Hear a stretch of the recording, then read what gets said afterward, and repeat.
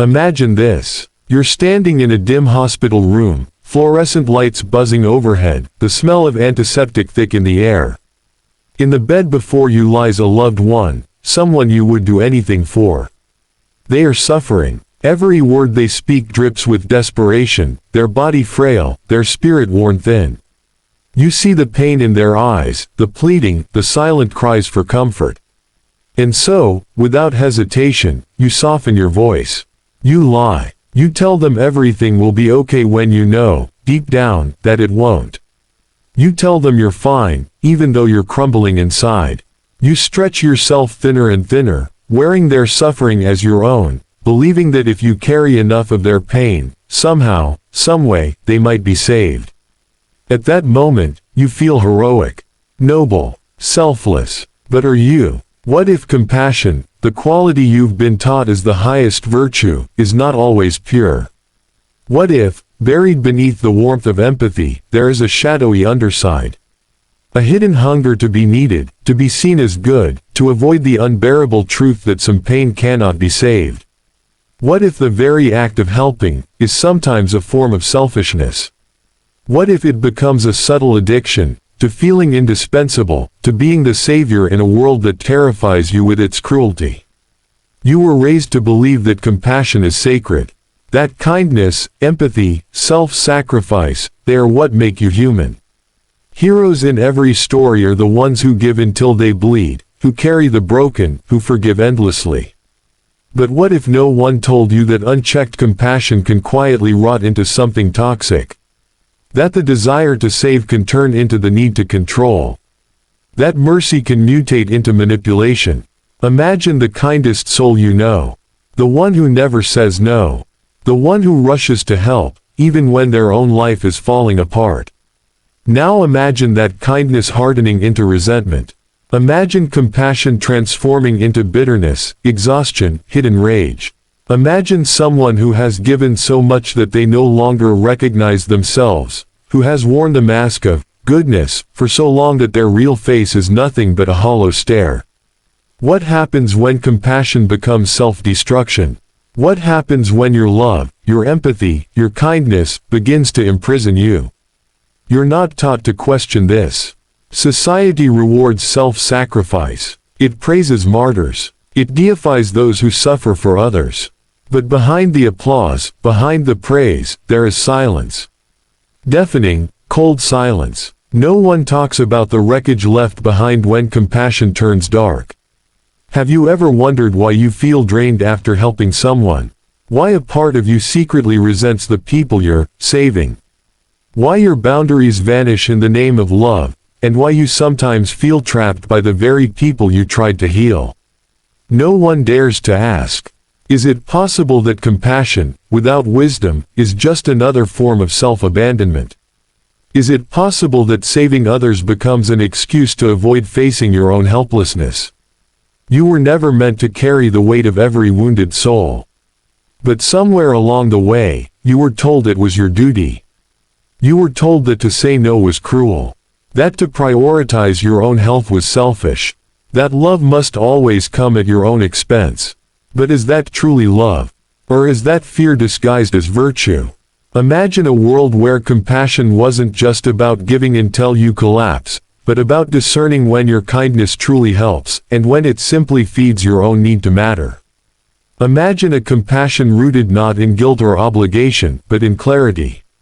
In strength. What if the deepest act of love is sometimes to walk away? The questions you've never dared to ask are waiting. The myths you've blindly believed about compassion are crumbling, and as you stand at the edge of this uncomfortable truth, you realize the real danger was never cruelty. The real danger was kindness without wisdom, love without limits, compassion without courage. And now, we must go deeper, into the hidden forces that shaped this broken view of compassion, forces that have been manipulating the human psyche for centuries, unnoticed. The seeds were planted long before you were born.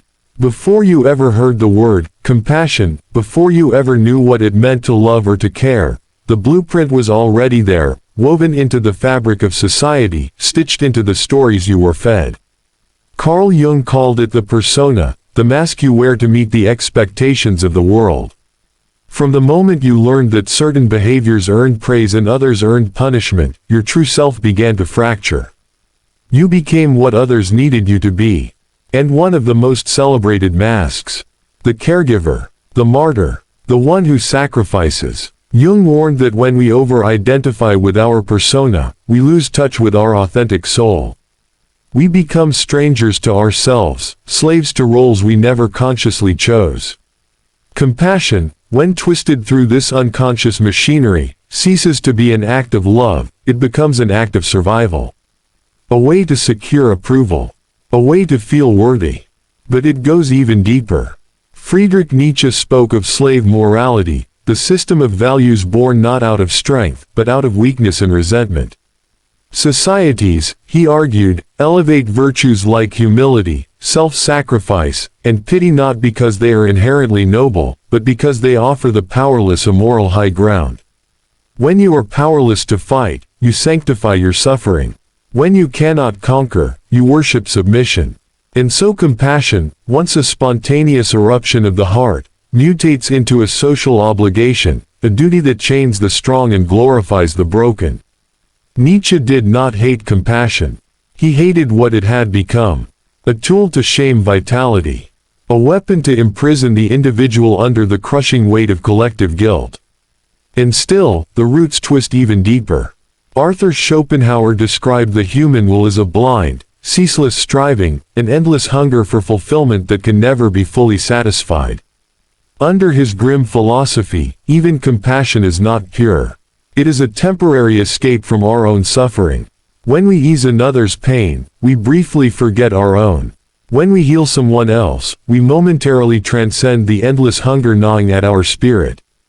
Thus, even the most selfless act is tinged with an unconscious yearning to alleviate our own existential agony, to lose ourselves in another's crisis so we don't have to confront the aching void within. Jean-Paul Sartre pushed this even further. To him, human beings are condemned to freedom. We are thrown into existence without instruction, without inherent meaning, forced to create value in a universe that is utterly indifferent. Compassion, then, becomes one of many desperate ways we try to impose significance onto an absurd world. I suffer for you becomes a declaration. See, my life matters. My pain matters. My love matters. Without realizing it, compassion becomes a bargaining chip against the terror of meaninglessness. And what of modern society, the world you were born into? The marketplace that sells virtue like a brand, where social approval is a commodity and goodness is measured in Instagram likes. Here, compassion is no longer a private, trembling act between two souls. It is public theater, a performance. An economy of suffering where visibility equals virtue. You are not rewarded for inner strength. You are rewarded for visible sacrifice. For bleeding publicly. For carrying others visibly, no matter how silently you die inside. And so, generation after generation, the myth calcifies. Compassion without limits is goodness. Self-erasure is love. Saying no is cruelty. Rest is betrayal. You were never told that compassion without discernment is not virtue, it is annihilation. You were never taught that helping someone without boundaries can strip them of their dignity, just as surely as it strips you of your soul. Because the hidden truth is this. True compassion demands strength. It demands the courage to witness suffering without losing yourself to it. It demands the wisdom to know when helping becomes harming. It demands the radical humility to admit that you cannot save everyone, and that you were never meant to. But you live in a world terrified of limits. Terrified of the word, enough. Terrified of facing the brutal reality that pain is not always a problem to be solved, but sometimes a mystery to be endured. And so you are pushed, subtly, relentlessly, to confuse compassion with martyrdom. You are celebrated when you bleed for others, even as you quietly resent them. You are praised for your kindness, even as your spirit decays. Because society doesn't care about your soul. It cares about the role you play, the mask you wear, and the mask of the eternally compassionate is one of the heaviest of all. But now the mask is cracking.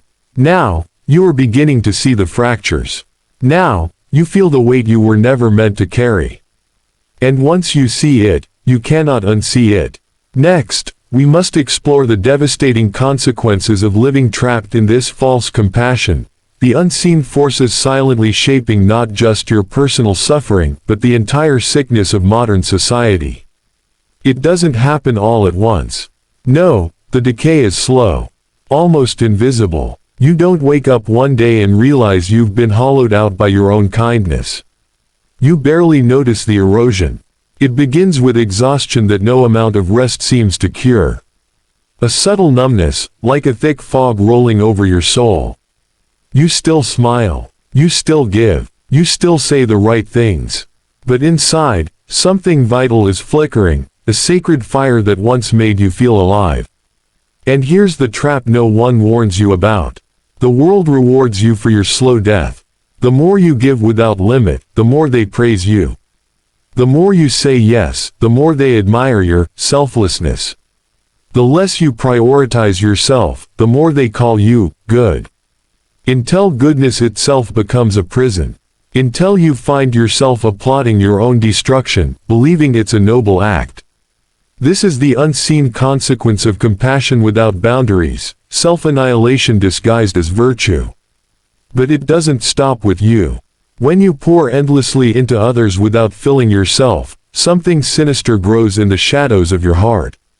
Resentment. A quiet, shameful anger. You resent the people you're supposed to help. You resent their endless needs, their bottomless hunger for your time, your energy, your soul. You resent yourself for letting it happen. But you smile anyway. You pretend the resentment isn't there. Because good people don't get angry, right? Because if you feel resentment, that must mean you're bad, you're selfish, you're unworthy. So you stuff it down. You numb it. You bury it under more giving, more sacrifice, more self-erasure. And all the while, your inner life withers. Psychologically, this process has a name: compassion fatigue. Originally coined to describe nurses, doctors, and therapists who face endless suffering, compassion fatigue now seeps into every corner of modern life. Parents, partners, friends, anyone who is trapped in the cycle of endless giving without replenishment. Neurologically, your brain begins to shut down empathy to protect itself. The parts of your mind responsible for emotional attunement, the mirror neurons, the areas tied to deep connection, start to go dark. You're not bad for feeling numb. You're burned out. You're overloaded. You're protecting yourself from a flood you were never meant to stand in alone. And culturally, modern society weaponizes this very process. The cult of the selfless hero. You are fed endless images of the tireless caregiver, the relentless activist, the parent who sacrifices everything. You are shown that love is suffering. That goodness is martyrdom. That exhaustion is the badge of honor. It's a brilliant system. Because as long as you are exhausted, you are easy to control. As long as you are too drained to think, you will not rebel. As long as you are drowning in others' problems, you will never have the strength to solve your own. And here's where the consequences spill into society itself. When individuals lose themselves in false compassion, communities rot from the inside out. Boundaries vanish. Authenticity withers. Silent resentments build into underground rivers of rage and despair. People lash out, not because they are evil, but because they are starving for the permission to care for themselves, starving for the right to say no, starving for the dignity of limits. And the greatest tragedy, when compassion is corrupted into obligation, it no longer heals. It wounds. The child who grows up with a parent who sacrifices everything for them often inherits not gratitude, but guilt. The friend who receives your endless support without boundaries may grow dependent and fragile, unable to stand on their own. You think you are saving them. You are, in truth, crippling them. Because true compassion is not about taking away someone's pain. It is about empowering them to face it. It is about walking beside them, not carrying them on your back until you collapse.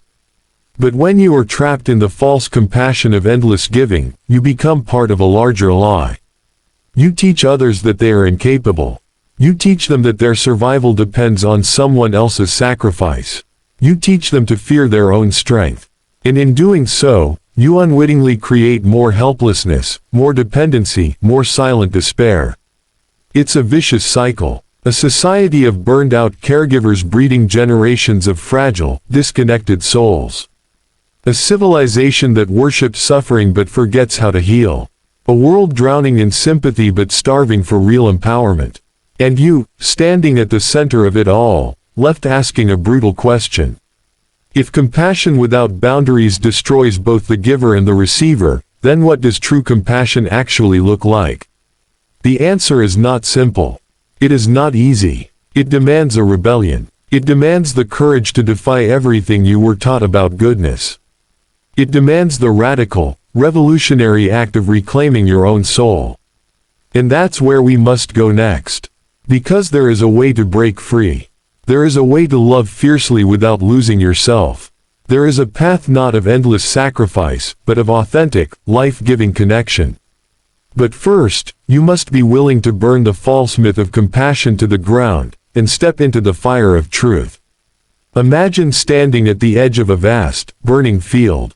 All around you are the ruins of old ideas, the myths of endless sacrifice, the cult of selfless suffering, the lies that told you love means disappearing. You feel the heat on your face. You hear the crackling collapse of everything you once believed was good. And for a moment, you are terrified. Because if you are not the martyr, the endless giver, the selfless one, then who are you? The rebellion begins right here. At the moment when you dare to ask a forbidden question. What if saving myself is the highest act of love I could offer the world? You were taught that selfishness is the enemy of compassion. But what if that was a lie to keep you obedient, exhausted, and easy to use? True rebellion is not about rejecting compassion, it's about reclaiming it. It's about tearing compassion away from the chains of guilt, obligation, and self-erasure. It's about realizing that you cannot pour life into others from a cup that is dry. Carl Jung once said, "The most terrifying thing is to accept oneself completely." Because once you do, once you stop pretending you are a bottomless well of sacrifice, you begin to see clearly. Boundaries are not walls. They are bridges to authentic love. Saying no is not cruelty. It's honesty. It's integrity. It's the refusal to betray yourself in the name of appearances. And here's the radical truth. You are not responsible for saving everyone. You are responsible for tending the fire of your own soul, so that it may burn bright enough to light the way for others, not carry them on your back into oblivion. History is full of those who understood this. Think of Viktor Frankl, surviving the unspeakable horrors of concentration camps, and emerging not as a hollowed-out ghost of selflessness, but as a man fiercely committed to meaning, boundaries, and the sanctity of inner life. Frankl didn't survive by giving away the last pieces of his soul. He survived by protecting them, by refusing to let the suffering of the world erase his dignity. Or look at Friedrich Nietzsche, who warned against the dangers of pity that disempowers rather than uplifts. He saw that when we treat others as helpless, we deny them their own strength. We rob them of their capacity to overcome. True compassion, Nietzsche understood, is fierce. It demands we see people not as victims to be rescued, but as sovereign beings capable of standing, even bleeding, even broken, in their own sacred power. To break free from the false compassion trap, you must step into this fierceness. You must learn the art of compassion with teeth. The kind of compassion that says, "I love you too much to enable your weakness. I care for you enough to tell you the truth. I respect you enough to let you fight your own battles, even if you fall." And you must turn that compassion inward, too. When you are tired, rest, without guilt. When you are overwhelmed, step back, without apology. When your soul whispers that a boundary is needed, listen, without explaining yourself to anyone. This rebellion will not make you popular. The world loves the selfless martyr far more than the self-respecting soul. You will be called cold, selfish, harsh. You will be accused of abandoning those who need you. But you will know, deep in the marrow of your bones, that you are doing the only thing that ever truly heals. Refusing to participate in the cycle of mutual destruction. You are not here to bleed yourself dry for others. You are here to live, to love authentically, to serve wisely, to give from the overflow, never from the core of your existence. And paradoxically, when you live this way, you become a far greater force for healing than you ever were as a martyr. Because your presence is no longer a crutch for others, it becomes a mirror. A mirror that shows them their own strength, their own fire, their own sacred responsibility for their lives. You are no longer saving people from themselves. You are reminding them that they were never helpless to begin with. And that is the greatest gift you could ever offer the world. The rebellion starts now, not with grand declarations, not with shouting or fighting or endless explanations, but with a simple, sacred act, saying yes to your own life, and letting that yes become a beacon in the darkness for those ready to find their own. The age of the selfless martyr is over. The age of the fierce, awake, compassionate soul has begun. Imagine walking alone through a long-forgotten garden. The trees are wild and overgrown, twisting into shapes that seem almost human, reaching, begging, weeping. The paths are broken, scattered with remnants of dreams and half-buried regrets. This is the place where all the parts of you once abandoned still wait, silent and patient, for your return. You feel their eyes on you. The version of you that smiled through exhaustion. The version of you that forgave unforgivable things. The version of you that believed love meant sacrificing yourself until there was nothing left. Each ghost whispers the same question. Why did you leave me behind? And here, in this place beyond all illusions, you understand the final truth. You were never supposed to save others by loss.